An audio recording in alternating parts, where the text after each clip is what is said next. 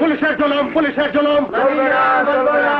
শমশের মোল্লা সাহেব সংসদের ভেতরে স্লোগান দেন, রাজপথে স্লোগান দেন, হরতাল করেন, আর এখানেও স্লোগান দিচ্ছেন। তাহলে এই মিটিং ডাকার অর্থ কি? আপনার সমস্যা কোথায়? সমস্যা আমার নয়, সমস্যার জনগণের। আমার প্রশ্ন, আর কতদিন জনতার রক্তে রাজপথ রাঙা হবে? কতদিন? কতদিন আপনার পুলিশ জনতার রক্তে গোসল করবে? কতদিন? যতদিন পর্যন্ত, যতদিন এই শহরের প্রতিটি গ্যাংস্টার শেষ হয়ে না যায় ততদিন, যতদিন ক্রাইম ফ্রি সমাজের স্বপ্ন সফল না হবে ততদিন। মন্ত্রী মহোদয়, বোঝান আপনার এই পুলিশ এসপিকে ক্রাইমের অজুহাত তুলে সাধারণ মানুষের রক্তে গোসল করা বন্ধ করতে বলুন। মোল্লা সাহেব, রক্তে গোসল আপনাদের মতো নেতারাই করে, পুলিশ করে না। সারা দেশে দাঙ্গা ফ্যাসাদ করায় কারা? আপনারা, আপনাদের মতো নেতারা। কখনো দলের নামে, কখনো ভোটের নামে, কখনো ব্যক্তি স্বার্থের নামে মানুষ খুন করে কারা? আপনারা। আপনাদের মতো রাজনীতিবিদরা, পুলিশরা নয়। মাত্র দুটো ভোটের জন্য এক ভাইকে দিয়ে আরেক ভাইকে খুন করিয়ে সেই রক্তের উপর দাঁড়িয়ে ন্যায় নীতির গলাবাজি করা পুলিশের কাজ নয়, আপনাদের মতো নেতাদের কাজ। ওই মানবাধিকারের ভক্ষক, কিলার অফ হিউম্যান রাইটস, আমার বিরুদ্ধে অভিযোগ আনিস তুই? আমার বিরুদ্ধে? এই শমশের মোল্লা, কোন গুন্ডাদের হিউম্যান রাইটসের কথা বলছেন? যারা মানুষকে মানুষ মনে করে না, যারা নিরপরাধ মানুষের উপর গুলি চালায়, স্ত্রীদের করে বিধবা, বাচ্চাদের করে এতিম, তাদের হিউম্যান রাইটসের দোহাই দিচ্ছেন আপনি, যার নিজেরই হিউম্যান নেই। শমশের মোল্লা সাহেব, আপনি সেই সব ইনহিউম্যান গুন্ডাদের পক্ষে বলছেন যারা মোটেও হিউম্যান নয়। ওরা কমপ্লিট অমানুষ। ইয়েস, দে আর অল ইনহিউম্যান বাস্টার্ডস। ওরা কেবল একটা ভাষাই বোঝে, আর সে ভাষা হলো শুধু বন্দুকের ভাষা। এই শমশের মোল্লা, যেদিন তোর বিরুদ্ধে একটা প্রমাণ আমার হাতে আসবে সেদিন তুইও কোনো চেয়ারে বসবি না, শুয়ে পড়বি মরণ খাটে। আর শোন, কথা দিলাম, সেদিন একজন লোক পাবি না যে তোর খাটিয়ে কাঁধে নিয়ে গোরস্থানে যাবে। শুনুন মন্ত্রী মহোদয়, আপনার এই পুলিশদের কারণে আপনার সরকার রসাতলে যাবে, এই কথা বলে গেলাম আমি। এই চলো সবাই, পুলিশের অ্যাকশন, পুলিশের অ্যাকশন, মানি না, মানবো না। পুলিশের অ্যাকশন, পুলিশের অ্যাকশন, মানি না, মানবো না। পুলিশের অ্যাকশন, পুলিশের অ্যাকশন, মানি না, মানবো না। এসপি সাহেব, স্যার, আপনি আপনার কাজ চালিয়ে যান, যত রকম সহযোগিতা লাগে আমি দেব। ওইসব ভোগাস নেতাদের কথায় আপনি ঘাবড়াবেন না, আপনার কাজ আপনি চালিয়ে যান। ওকে, আসি। দেখো দেখো, আমাদের ইজ্জতের জানাজা পড়ছে ওই 2 টাকার পুলিশ। আমাদের গোষ্ঠী শুদ্ধ নাম কাগজে ছাপিয়ে দিয়েছে। আমি বলি ভাই, চোখ বন্ধ করে ওই পুলিশগুলোকে মেরে ফেলি। সাব্বাস, ঠিক বলেছিস প্রাপ্য। ওই স্পেশালিস্ট গ্রুপের উইকেট একটা একটা করে ফেলতে থাক। কেটে ফেল শালা ওই রাজার বাদশাকে, আমাদের হিট লিস্ট বানিয়েছে।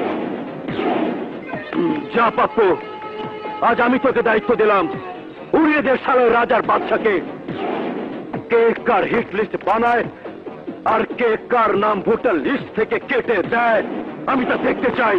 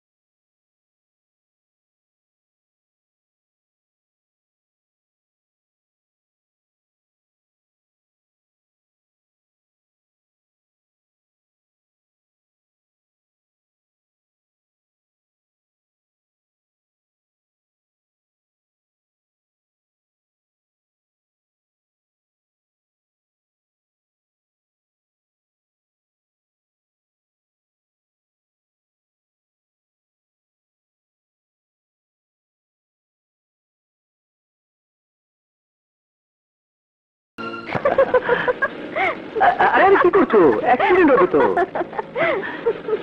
আরে পাগলি, হবে না। এই যে তোমার বাচ্চা এসে গেছে ম্যাডাম।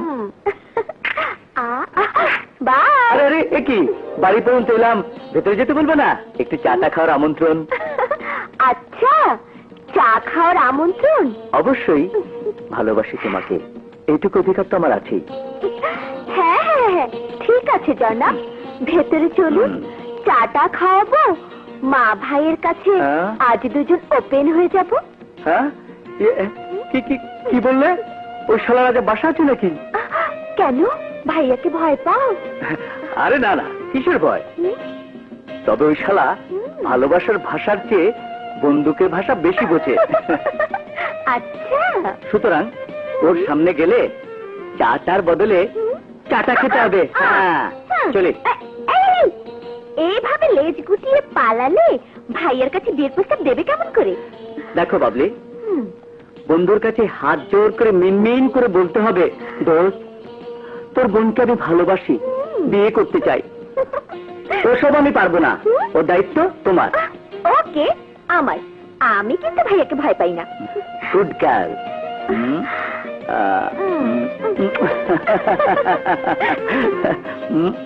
বাই।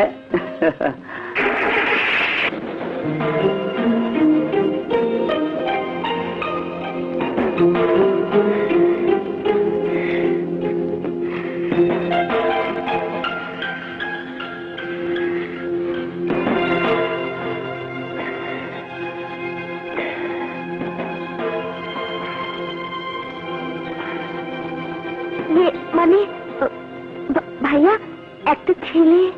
ছেলে নয়,